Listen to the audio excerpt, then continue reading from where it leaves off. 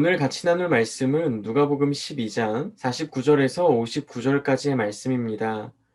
오늘 말씀의 시작은 불로 시작합니다. 성경에서 불이라고 하는 것은 두 가지 의미로 사용됩니다. 첫 번째는 심판으로서의 불, 두 번째는 정화로서의 불입니다. 하나님께서 심판하실 때에 불을 사용하십니다. 우리는 쉽게 소돔과 고모라를 떠올릴 수 있습니다. 또한 성경에서는 불이라는 것으로 불순물을 제거하고 단련되는 모습도 보여줍니다. 예수님의 말씀하신 불은 이 두 가지 의미 모두 지니고 있는 것 같습니다. 불을 땅에 던짐으로써 악인들은 심판에 이르고 죄인들은 예수님을 영접함으로 죄를 없이 하십니다.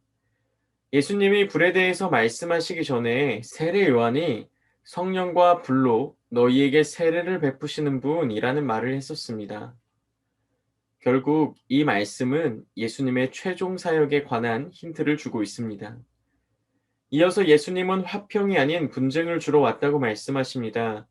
그 비유로 온 가족이 분쟁하는 것을 말씀하십니다. 예수님의 이러한 말씀은 예수님답지 않은 말씀이기도 합니다. 우리가 아는 예수님은 항상 평안을 주시는 분이며 화평케 하시는 분이며 하나 되게 하시는 분입니다.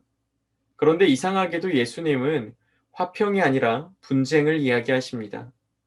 이 말씀은 앞선 말씀과 이어서 봐야 합니다.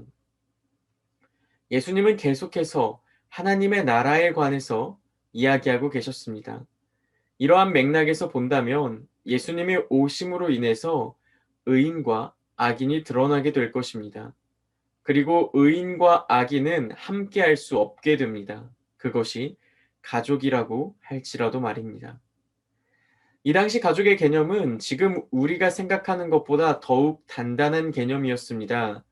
이런 가족의 관계보다 더욱 가깝고 끊을 수 없는 것이 바로 예수님과 함께하는 것입니다. 물론 예수님께서 가족 관계를 모두 파괴시키겠다는 말씀은 아닙니다. 이 땅에서 아무리 가까운 관계라 할지라도 하나님의 나라에 들어가는 것에 있어서는 분리가 일어나고 분쟁이 생긴다는 것입니다. 이어서 예수님은 날씨를 예측할 수 있으면서 이 시대를 분간하지 못하는 것을 혼내십니다. 구름이 몰리면 비가 올 것을 예측할 수 있듯이 징조가 있다면 다음 상황을 예측할 수 있습니다. 하지만 외식하는 자들은 시대를 분간하지 못했습니다. 예수님을 통해서 성경의 말씀이 이루어지고 있음에도 불구하고 그들은 그것들을 보지 않고 다른 말만 했습니다. 그들은 보이는 것을 보지 않으려 했고 다른 사람들조차 보지 못하게 만들었습니다.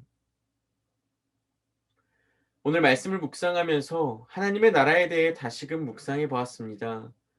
어쩌면 우리는 무엇이 옳은 것인지 알고 있음에도 불구하고 여러 가지 이유로 옳은 것을 옳다고 말하지 않고 옳은 것을 행동하지 않았을지도 모르겠습니다.